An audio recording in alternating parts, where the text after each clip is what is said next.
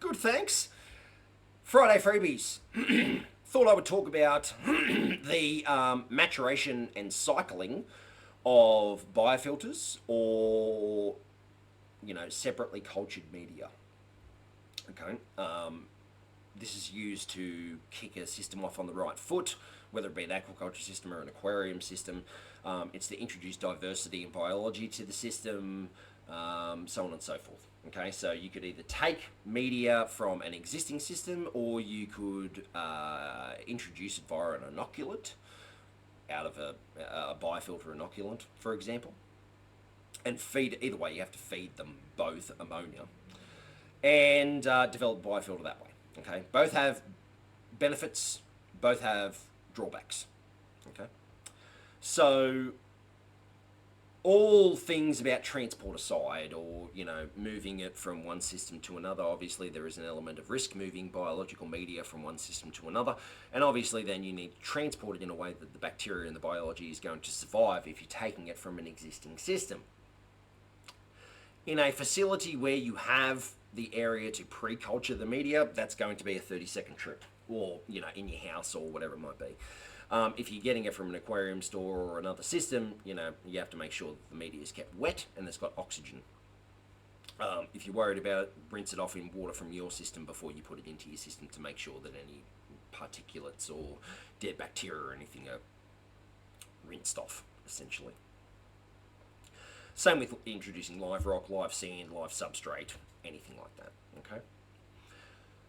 Obviously, the system that you choose to take it from is going to be instrumental in, one, introducing the biology, and secondly, also not introducing disease. So there is the element of risk there, but by introducing a natural outside source, you are introducing more diversity and potentially more robust biological filtration or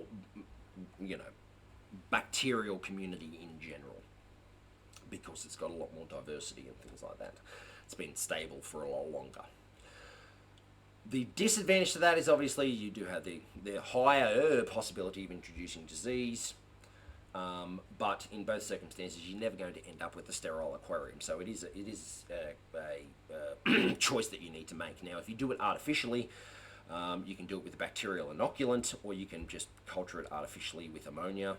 If you're culturing it artificially with ammonia, where does that bacteria come from? It comes out of the air.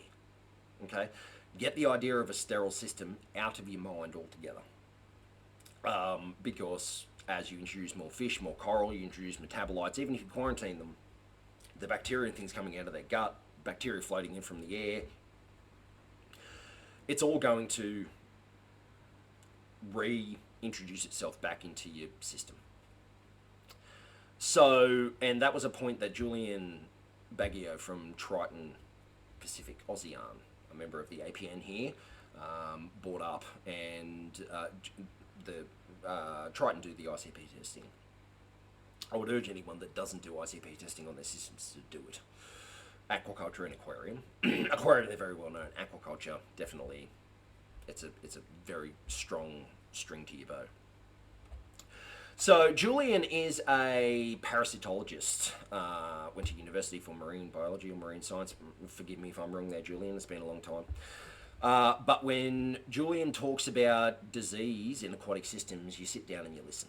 Okay, so he raised a very good point in that, like I said, you can't have a sterile system, so get that out of your mind, okay? If you took a cup of water or a bucket of completely sterile, boiled it 4 times in a row, or boiled it for 15 or 20 minutes so there was nothing in it, and put it outside in a completely sterile bucket that's sterilized with alcohol, and put it out there and sat it in there and put some ammonia in that bucket, you would start to culture nitrifying bacteria pretty quickly. How? Because, as I said, it blows in out of the air. You can't keep your system sterile. You can reduce the spikes, which is what putting cultured media in is all about, or you can, reduce the spikes and reduce the possibility of disease by pre-culturing artificially the media with ammonia and biofilter inoculants and things like that. So, all that aside, as long as you transport them properly, you provide them with the right amount of food, ammonia, nitrite, alkalinity, oxygen, either way, you're going to culture your aquarium, and either way, it's still got to go through a development of years, or months even, before it comes semi-stable, and years before it grows in, okay?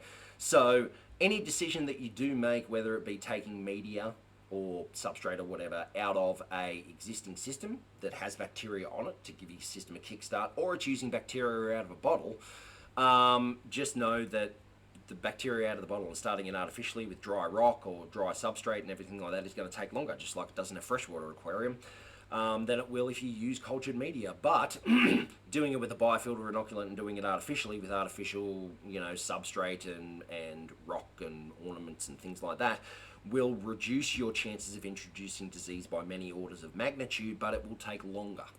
Okay? They both need ammonia, they both need nitrite, they both need oxygen, they both need temperature to grow.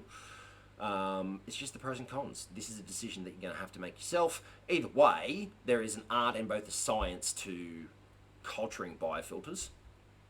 And it takes time. And it takes time for those biofilters to stabilize.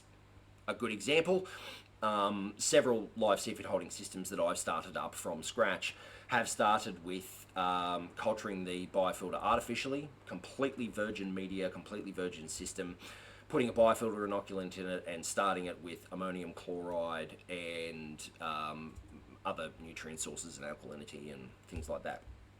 Completely virgin system. Although it cultured to be able to handle, tons of stock in both circumstances, the instability of those systems didn't really disappear until about the 6 to 8 month mark, when it was predictable how much alkalinity you could put in per day for how stock the system was. It was predictable that the ammonia wouldn't go up over a certain point when you shock loaded it with a ton or 2 tons of stock. When you put a heap of fish in, essentially after you get a delivery in your store and things like that. It takes time for the biofilter to stabilize and the system to stabilize. Everything inside the pipes, everything on the walls of your tank, bottom of your tank, everything. Okay, so don't be too much in a rush to get it started and stabilized. There's a pros and cons to each. You are eventually going to end up with roughly the same result. It depends on how careful you want to be.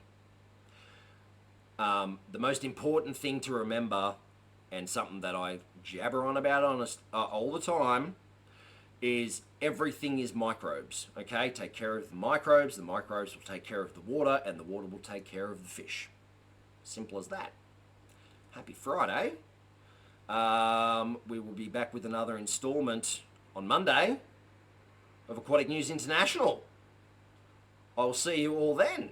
Have a great weekend and a great weekend's trade. If you were in a store, I hope that you sell absolute just basket loads of fish and coral and dry goods. If you are in the aquaculture industry and are unlucky enough to have weekend shift, I hope that nothing goes wrong, and if something does go wrong, may the pumps come back on quickly for you. Have a great weekend! Peace!